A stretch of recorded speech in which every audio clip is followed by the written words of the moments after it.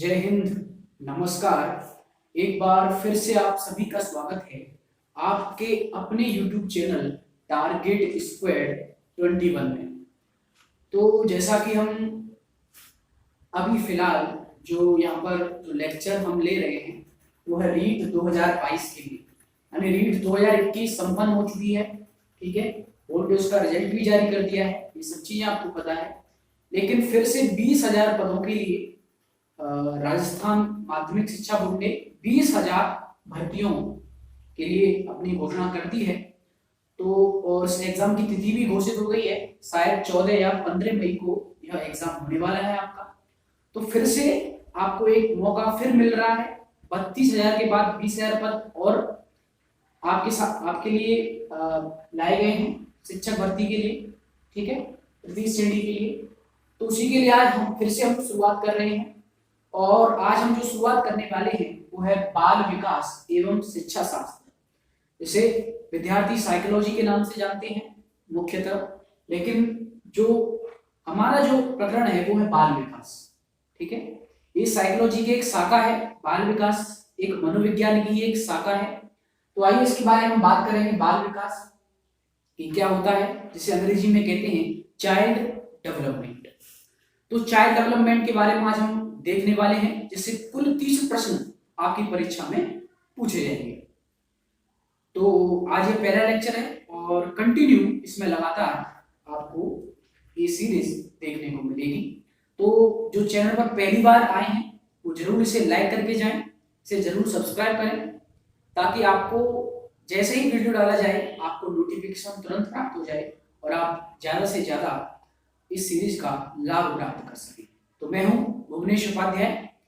ठीक है, तो चलते हैं। ठीक है, यात्रा शुरू करते हैं अपनी। तो बाल विकास जिसे चाइल्ड डेवलपमेंट कहते हैं, तो उसकी शुरुआत किस प्रकार से हुई थी और किस प्रकार से बाल विकास अस्तित्व में आया।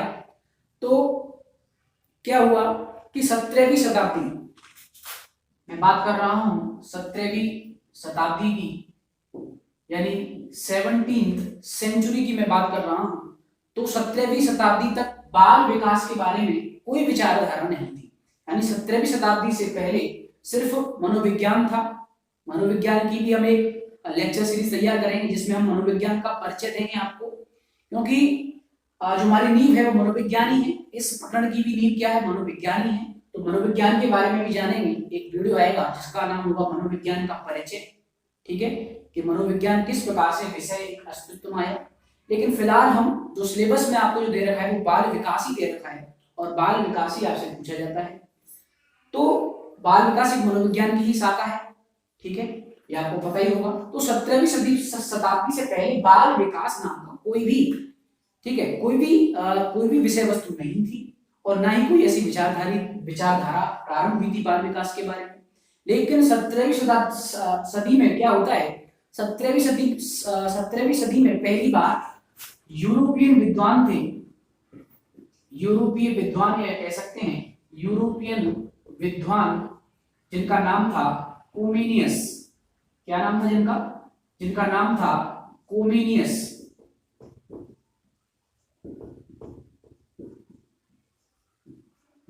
तो ये वो पहले विद्वान थे कोमेनियस, जिन्होंने बाल शिक्षा को लेकर, सबसे पहले बाल शिक्षा को लेकर एक संस्था की शुरुआत की थी, और उस संस्था का नाम था स्कूल ऑफ इन्फेंसी। क्या था? School of infancy. इन्फेंसी किसे कहा जाता है? तो इन्फेंसी होता है शिशु, इसे इन्फेंट कहते हैं। इन्फेंट यानी होता है शिशु। तो एक शिशु पाठशाला इन्होंने प्रारंभ की, और इसने प्रारंभ की थी कोमिनियस नाम के विद्वान ने प्रारंभ की थी शिशु पाठशाला अपने यूरोप में। तो शिशु पाठशाला की शुरुआत होती है बाल शिक्षा को लेकर, और ये कब हुई थी? ये हुई थी सन 1628 ईस्वी में। कब हुई थी? सन 1628 ईस्वी में कोमिनियस नाम के विद्वान ने एक संस्था प्रारंभ की थी, जिसका नाम था स्कूल ऑफ इन्फेंसी, जिसे शिशु पाठशाला भी हम कह सकते हैं। तो इसकी शुरुआत कोमिनियस नाम के विद्वान ने की पहली बार। तो 1628 ईस्वी में कोमिनियस ने इस स्कूल ऑफ इन्फेंसी की शुरुआत की, बाल शिक्षा पर पहली बार ध्यान दिया गया। तो धीरे धीरे पहली नींव यहाँ पर प्रारंभ हो गई थी बालकों की शिक्षा को लेकर, ठीक है, बालकों के विकास को लेकर यहाँ से चीजें प्रारंभ होने लगी थी। फिर क्या हुआ, उन्होंने 29 वर्षों के बाद, यानी 1628 के बाद 29 वर्षों के प्रयास के बाद इन्होंने 2 पुस्तकों की रचना की थी। क्या की थी? 2 पुस्तकों की रचना की थी। ये जो पुस्तक थी उनकी विशेषता क्या थी? ये जो पुस्तकों की इन्होंने जो रचना की थी, ठीक है, तो उन्होंने 2 पुस्तकों की रचना की थी जो कि दोनों चित्रमयी पुस्तक थी। यानी उन्होंने सन 1657 ईस्वी में, कब? 1657 ईस्वी में, यानी 29 वर्षों के बाद 2 चित्रमयी पुस्तकों की रचना की, जिनमें क्या था, जिनमें जो बालक होते थे, जो शिशु होते थे, उनको वर्णमाला समझाने के लिए, जैसे हम आज वर्णमाला पढ़ते हैं क ख ग घ, उसी प्रकार से वर्णमाला को समझने के लिए, वर्णमाला को याद करने के लिए उन्होंने 2 पुस्तकों की रचना की थी। जिसमें क्या था? जिसमें वर्णमाला को समझाने के लिए प्रत्येक वर्ण के सामने एक चित्र की संकल्पना दी गई थी। यानी एक वर्ण होता था और उसके सामने उसे समझाने के लिए, उसे याद करने के लिए उन्होंने चित्र का सहारा लिया। तो इस प्रकार से दोनों ही पुस्तकें चित्रमयी थी। यानी पूरी जो किताबें थी वो वर्ण और चित्रों से भरी हुई थी। वर्ण को समझाने के लिए उसमें चित्र का प्रयोग किया गया था। तो इस प्रकार से कम्युनिस्ट ने शिशुओं को भांप लिया था कि शिशु किस प्रकार से एक विषय वस्तु को ग्रहण कर सकते हैं, ठीक है। क्योंकि आज भी यह परंपरा हमारे भारतीय परिवेश में भी यह कायम है कि आज भी शिशुओं को जो वर्णमाला सिखाई जाती है वो चित्रों के द्वारा ही समझाई जाती है। जैसे ग से कबूतर, ख से खरगोश, ग से गमला, तो प्रत्येक चीजों का चित्र उनके सामने रखा जाता है। कबूतर का चित्र रखा जाता है, खरगोश का चित्र उसके सामने रखा जाता है, ताकि बालक उस वर्णमाला को अच्छी तरह से उसका अधिगम कर सके। और ये पहली बार किसने किया था? कम्युनिस्ट ने किया था। तो इस प्रकार से बाल शिक्षा को लेकर यहाँ पर ध्यान दिया जाने लगा। तो इस प्रकार से कम्युनिस्ट सबसे पहले शुरुआत करते हैं। फिर क्या होता है, 17वीं शताब्दी के बाद बात करते हैं 18वीं शताब्दी में। फिर 18वीं आते आते 18वीं सदी में क्या हुआ? 18वीं सदी में वो पहली बार में हमें क्या मिलता है? पहली बार हमें बाल विकास का वैज्ञानिक विवरण प्राप्त होता है, ठीक है। तथ्य आप याद रखिए कि पहली बार बाल विकास का वैज्ञानिक विवरण किस सदी में प्राप्त होता है? तो हमें 18वीं सदी में यानी 18th सेंचुरी में हमें प्राप्त होता है। और किसके द्वारा यह वैज्ञानिक विवरण दिया गया था उसके बारे में हम बात करते हैं। तो 18वीं सदी में यानी 1774 ईस्वी की बात कर रहे हैं। तो 1774 ईस्वी में एक पेस्टोलॉजी नामक विद्वान थे, या हमें पेस्टोलॉजी भी कहते हैं। तो पेस्टोलॉजी या पेस्टोलॉजी आप कुछ भी कह सकते हैं, पेस्टोलॉजी।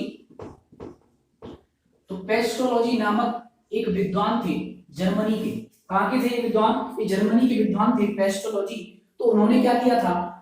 इनका एक पुत्र था लगभग 3.5 वर्षीय। क्या था? लगभग 3.5 वर्षीय इनका पुत्र था, जिसका नाम था अल्बर्ट। क्या नाम था जिसका नाम था अल्बर्ट। तो उन्होंने अपने पुत्र पर, यानी अपने पुत्र के विकास को ध्यान में रखते हुए, ये बड़े विद्वान थे, तो उन्होंने अपने पुत्र के विकास का अध्ययन करते करते हुए इन्होंने एक लेख प्रकाशित करवाया, और उस लेख का नाम था बेबी बायोग्राफी। क्या नाम था? उन्होंने एक लेख लिखा 1774 में, जिसका नाम था बेबी बायोग्राफी, ठीक है, बेबी बायोग्राफी, ठीक है, यानी बेबी की जीवन गाथा। तो बेबी बायोग्राफी नामक लेख लिखा, और यह जो यही बाल विकास का पहला वैज्ञानिक विवरण सभी ने माना है। तो 1774 में ही सबसे पहली बार हमें बाल विकास का वैज्ञानिक विवरण हमें विवरण मिला है, जो कि किसने लिखा था? पेस्टोलॉजी नामक विद्वान ने लिखा था। तो बेबी बायोग्राफी क्या था वास्तविक रूप में? बेबी बायोग्राफी उनके पुत्र जो कि 3.5 वर्ष का था, उसी पर उन्होंने उसका अध्ययन, उसके विकास का अध्ययन करते हुए उन्होंने यह लेख लिखा था, और इस लेख को कई पत्र पत्रिकाओं में प्रकाशित भी करवाया। क्या किया था इन्होंने? जो पेस्टोलॉजी थे, उन्होंने बेबी बायोग्राफी नामक लेख को कई पत्र पत्रिकाओं में इसको प्रकाशित करवाया। तो अब क्या होता है, जब इन्होंने यह लेख कई पत्र पत्रिकाओं में प्रकाशित करवाया, तो जर्मनी के ही एक बच्चों के डॉक्टर थे, कौन थे? जर्मनी के ही एक बच्चों के डॉक्टर थे जिनका नाम था टायरमैन। क्या नाम था? टायरमैन। ये जर्मनी में बच्चों के डॉक्टर हुआ करते थे टायरमैन।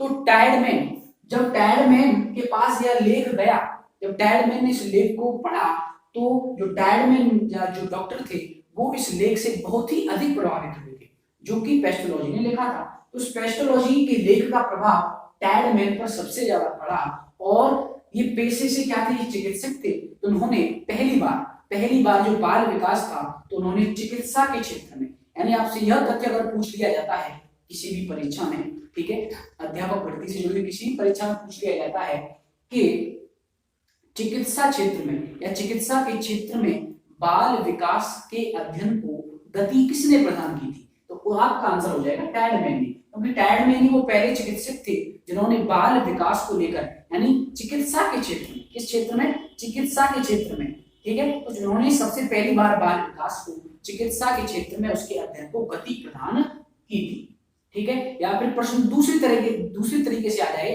कि बाल विकास का जो पहला जो प्रयोग था वो किस क्षेत्र में किया गया था, तो बाल विकास के अध्ययन का जो पहला प्रयोग किया गया था वो चिकित्सा के क्षेत्र में किया गया था, जो कि जर्मनी के ही एक डॉक्टर टायरमैन ने अपने चिकित्सा के क्षेत्र में इस अध्ययन को गति प्रदान की थी।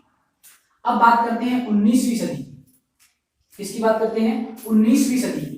तो 19वीं सदी में क्या होता है? 19वीं सदी में हमने बात की 17वीं सदी की, फिर बात की 18वीं सदी की, अब हम बात करेंगे 19वीं सदी की। 19वीं सदी में क्या होता है? तो 19वीं सदी में एलिजाबेथ हरलॉक, ठीक है, श्रीमती एलिजाबेथ हरलॉक, ये एक विदुषी थी, एलिजाबेथ हरलॉक। तो आते आते 19वीं सदी आ गई, और 19वीं सदी में एक विदुषी महिला थी जिनका नाम था एलिजाबेथ हरलॉक, या जिन्हें ईबी हरलॉक भी कहते हैं, ठीक है, शॉर्ट फॉर्म में उन्हें ईबी हरलॉक के नाम से भी जानते हैं, ईबी हरलॉक। तो ईबी हरलॉक वह पहली विदुषी महिला थी या पहली विद्वान थी जिन्होंने पहली बार यह विचार दिया था। यह प्रश्न भी आ सकता है क्योंकि बहुत ही महत्वपूर्ण प्रश्न है, और बाल विकास के संदर्भ में पहला विचार इन्होंने ही दिया था। प्रश्न आ जाए कि बाल विकास के बारे में पहली विचार देने वाली महिला कौन थी, तो आप आंसर लगाएंगे एलिजाबेथ हरलॉक। उन्होंने विचार दिया था, इन्होंने विचार दिया था कि जो बालक का जो विकास होता है, क्या होता है, जो हम पढ़ने वाले हैं बाल विकास, तो जो एक बालक का जो विकास होता है वह गर्भावस्था से ही प्रारंभ हो जाता है। क्या बताया था उन्होंने? एक जो बालक का जो विकास होता है वो गर्भावस्था से प्रारंभ हो जाता है। तो बाल विकास के बारे में सबसे पहले जो विचार दिया था वो एलिजाबेथ हरलॉक ने दिया था, और उन्होंने क्या कहा था कि जो विकास होता है, एक बालक का जो विकास होता है वो कहां से प्रारंभ हो जाता है? उसकी गर्भावस्था से ही प्रारंभ हो जाता है। यह कहने वाली कौन थी? महिला थी एलिजाबेथ हरलॉक, जिन्हें ईबी हरलॉक के नाम से भी जानते हैं। तो 19वीं सदी में सबसे पहले बाल विकास के बारे में जिन्होंने विचार दिया था वो थी श्रीमती एलिजाबेथ हरलॉक, जिन्होंने बताया था कि बालक का विकास गर्भावस्था से ही प्रारंभ हो जाता है। यानी जो बालक होता है, जो बालक माँ के गर्भ में होता है, तभी से उसका विकास क्या हो जाता है? प्रारंभ हो जाता है। और इसके लिए इन्होंने कई उदाहरणों का सहारा लिया इस विचार को देते हुए, और उन्होंने भारतीय परिवेश की कुछ कहानियों को भी अपने अध्ययन में सम्मिलित किया था। तो वो कहानियां कौन कौन सी थी? तो आप जानते होंगे पौराणिक कथाओं में हमें कुछ नाम मिलते हैं, जैसे प्रहलाद का नाम मिलता है। किसका नाम मिलता है? प्रहलाद का नाम मिलता है। सुखदेव मुनि का नाम मिलता है। किसका नाम मिलता है? सुखदेव मुनि का नाम मिलता है। और हमें नाम मिलता है अभिमन्यु का। किसका नाम मिलता है? अभिमन्यु का। तो उन्होंने भारतीय परिवेश के जो कुछ व्यक्तित्व थे जो कि इसी विकास से जुड़े हुए थे, उन्होंने उन अध्ययनों को भी इसमें शामिल किया था। जैसे बात करें अभिमन्यु की, तो अभिमन्यु के बारे में ऐसा कहा जाता है, ऐसी पौराणिक मान्यता है कि यह अर्जुन के पुत्र थे, और अभिमन्यु की जो माता थी, तो जब ये अपनी माता के गर्भ में थे तो इन्होंने चक्रव्यूह को भेदना सीख लिया था। यानी अपने माँ के गर्भ में रहते हुए ही इन्होंने चक्रव्यूह को भेदना सीख लिया था। तो इन्हीं कुछ कहानियों का सहारा एलिजाबेथ हरलॉक ने भी लिया कि शायद हो सकता है कि जो बालक का विकास है वो शायद गर्भ गर्भ में ही प्रारंभ हो जाता हो। तो इन कहानियों का उन्होंने प्रयोग किया। प्रहलाद की बात करें तो प्रहलाद और हिरण्यकश्यपु की ये कहानी आती है कि उनके पिता थे हिरण्यकश्यपु। तो हिरण्यकश्यपु एक नास्तिक प्रवृत्ति के व्यक्तित्व थे, लेकिन जो प्रहलाद थे वो पूरी तरह से आस्तिक थे और ये भगवान विष्णु के बहुत बड़े भक्त थे। तो किस प्रकार से पिता और पुत्र की जो प्रवृत्ति होती है उनमें भिन्नता देखी जाती है और किस प्रकार से वंश क्रम उनका भिन्न भिन्न हो सकता है, क्योंकि पिता की प्रवृत्ति अलग थी और किस प्रकार से जो प्रहलाद थे वो एक आस्तिक प्रवृत्ति के थे। तो इन कुछ कहानियों का उन्होंने सहारा लिया। सुखदेव मुनि की बात करें तो इनकी भी कुछ कहानियां मानी जाती है कि बहुत ही कह सकते हैं प्रखर बुद्धि के थे सुखदेव मुनि। बहुत ही बचपन से ये क्या थे, सुखदेव मुनि बहुत ही प्रखर बुद्धि के थे। तो इन कुछ कहानियों का उन्होंने सहारा भी लिया और ऐसा माना जाता है कि इन कहानियों से इन्होंने बाल विकास के बारे में ये कुछ विचार दिए थे कि विकास का जो प्रारंभ है वो गर्भावस्था से ही प्रारंभ हो जाता है। प्रत्येक प्रकार के बालक का विकास है वो गर्भावस्था से ही प्रारंभ हो जाता है। तो इस प्रकार से पहली बार जो विचार जो दिया था वो एलिजाबेथ हटलॉक ने ही दिया था और इसीलिए यह माना जाता है, इसलिए इन्हें ही श्रेय दिया जाता है कि इन्होंने बाल मनोविज्ञान को क्या श्रेय दिया जाता है कि इन्होंने बाल मनोविज्ञान को, जैसे चाइल्ड साइकोलॉजी कहते हैं, इन्होंने बाल मनोविज्ञान को बाल विकास के रूप में बदल दिया। यानी बाल मनोविज्ञान अब क्या बन गया, बाल विकास बन गया। ठीक है, तो एलिजाबेथ को ही श्रेय दिया जाता है, इन्होंने बाल विकास को बाल विकास के रूप में बदल दिया। ठीक है, चाइल्ड साइकोलॉजी अब चाइल्ड डेवलपमेंट कहलाने लगा कि किस प्रकार से बालक का विकास होता है। तो इस प्रकार से अब यहाँ पर बाल विकास की चर्चाएं होने लगी। अब 19वीं सदी में आती, तो इस प्रकार से बाल विकास की आपको शुरुआत होती है। और बाल विकास क्या है, ठीक है, इस रूप में एलिजाबेथ हटलॉक ने अपने विचार भी दी, इन्होंने अपनी परिभाषाएं भी दी। तो एलिजाबेथ हटलॉक बहुत ही महत्वपूर्ण एक कह सकते हैं विद्वान इस क्षेत्र में यह मानी जाती हैं। तो इन्हीं से कोई ना कोई प्रश्न आपकी परीक्षा में पूछा जा सकता है, इसलिए हटलॉक को हम और भी विस्तृत रूप में यहाँ पर पढ़ेंगे। ठीक है, तो आशा करता हूँ ये सब समझ में आ गया होगा और आपने स्क्रीनशॉट भी ले लिया होगा, साथ ही साथ आप नोट्स भी बना रहे होंगे। ठीक है, तो हम आगे पढ़ते हैं कि एलिजाबेथ हटलॉक ने बाल विकास के बारे में अपने क्या विचार दिए।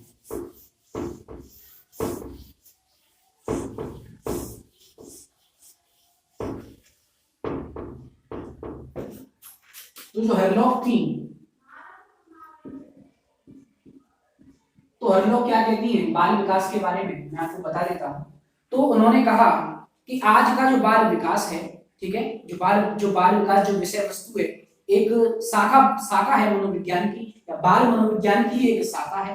ठीक है, बाल मनोविज्ञान से बाल विकास बना और कह सकते हैं जो बाल मनोविज्ञान है उस बाल मनोविज्ञान का जो विस्तृत रूप है वो बाल विकास है। क्या है, बाल मनोविज्ञान का जो विस्तृत क्षेत्र है वो बाल विकास है। और बाल विकास का भी एक विस्तृत क्षेत्र होता है जिसे हम कहते हैं विकासात्मक मनोविज्ञान।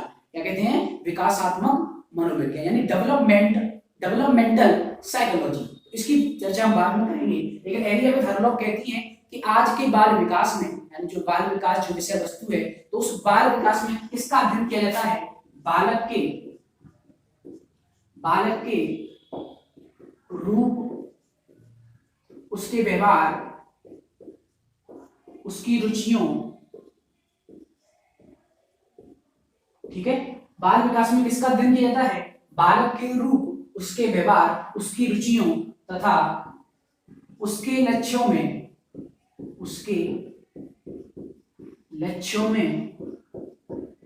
होने वाले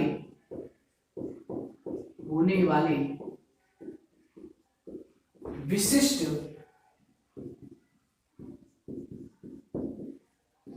परिवर्तनों की खोज पर बल दिया जाता है। उन्होंने सबसे पहले ये बताया बाल विकास के बारे में।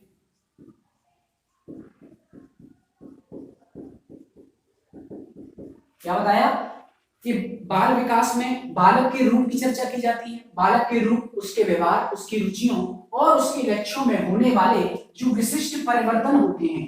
क्या होते हैं, जो विशिष्ट परिवर्तन होते हैं उनकी खोज पर बल दिया जाता है कि बालक के व्यवहार में किस प्रकार से परिवर्तन आते हैं, बालक के रूप में, उसकी शारीरिक संरचना में, उसकी रुचियों में और उसके लक्ष्यों में होने वाले विशिष्ट परिवर्तनों की खोज पर बल दिया जाता है। यह हरलॉग ने पहली बार बताया। साथ ही साथ यह भी बताया कि साथ ही साथ इस पर भी बल दिया जाता है, इसकी खोज पर तो बल दिया ही जाता है, साथ ही साथ यह खोजने का प्रयास किया जाता है, साथ ही साथ यह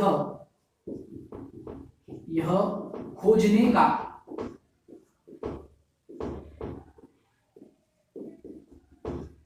प्रयास किया जाता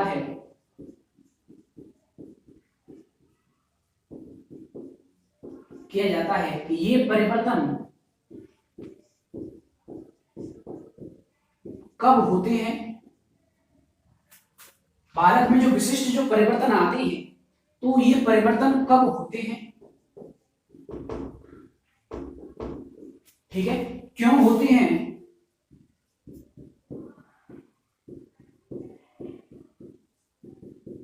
और कैसे होते हैं,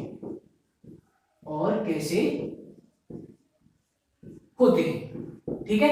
तो ये सब बातें हरलॉग ने बताई थी कि हम बाल विकास के अंदर क्या अध्ययन करते हैं, किस पर बल दिया जाता है, तो हम उसके बालक के व्यवहार, उसकी रुचियों तथा उसके लक्ष्यों में होने वाले विशिष्ट परिवर्तनों की खोज पर बल देते हैं, ठीक है, जो कि एक विकासात्मक अवस्था से दूसरी विकासात्मक अवस्था में पदार्पण करते समय होते हैं। यानी जब एक बालक होता है उसकी एक विकासात्मक अवस्था से जब बालक दूसरी विकासात्मक अवस्था में जाता है, आपको हम बताएंगे कि बाल विकास की कुछ अवस्थाएं बताई गई हैं, यानी बाल विकास के अंतर्गत हम कुछ अवस्थाओं को पढ़ेंगे जिनमें गर्भावस्था, जो कि हरलॉग तो बता ही चुकी है, ठीक है, गर्भावस्था, फिर हम पढ़ेंगे शैशवावस्था, फिर बाल्यावस्था, फिर किशोरावस्था।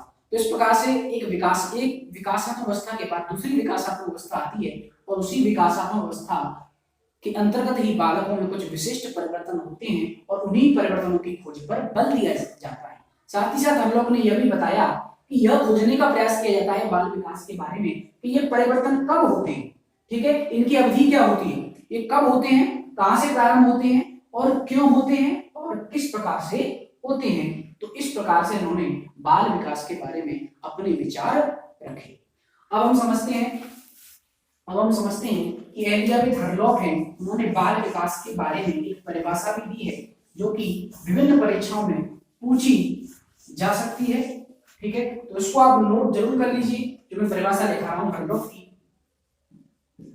कि उन्होंने बाल विकास के बारे में क्या कहा। तो उन्होंने कहा कि विकास, या कह सकते हैं बाल विकास, कि विकास केवल अभिवृद्धि तक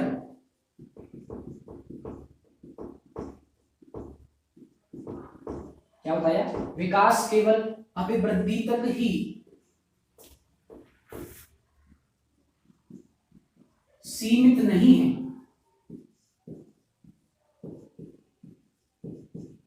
या सीमित नहीं होता, बल्कि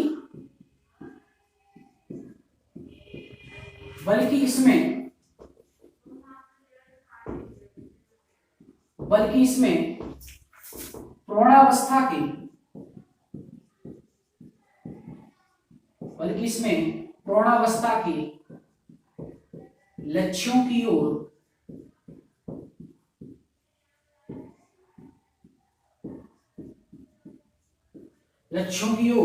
होने वाले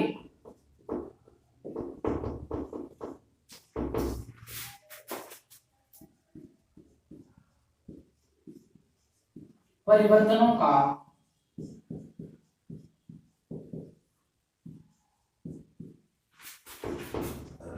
प्रगतिशील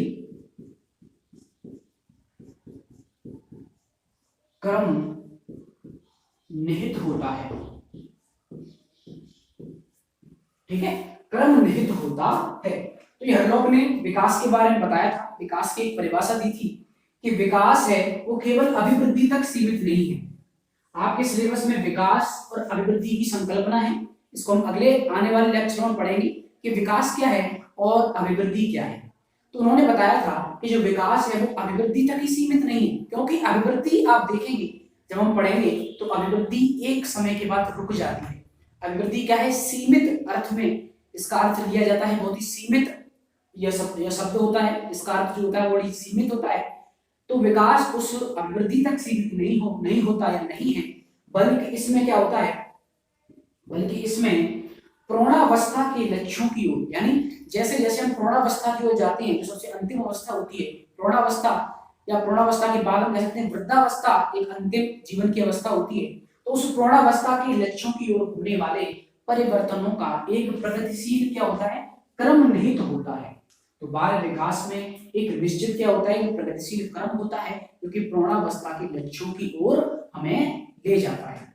ठीक है, तो यह हरलॉग ने बताया था, और साथ ही साथ यह भी बताया था कि विकास के द्वारा ही, ठीक है, विकास के द्वारा ही जो व्यक्ति होता है उस व्यक्ति में नवीन विशेषताओं, ठीक है, और नवीन योग्यताओं का प्रकटीकरण होता है। यह भी बताया था कि विकास के द्वारा ही जो एक बालक का जो व्यक्तित्व होता है उसमें नवीन विशेषताएं जन्म लेती हैं और नवीन योग्यताएं, ठीक है, उसमें उनका प्रकटीकरण होता है। यह भी उन्होंने बाल विकास के बारे में कहा था। तो इस प्रकार से आज हमने पूरी तरह से चर्चा की कि बाल विकास किस तरह अस्तित्व में आया।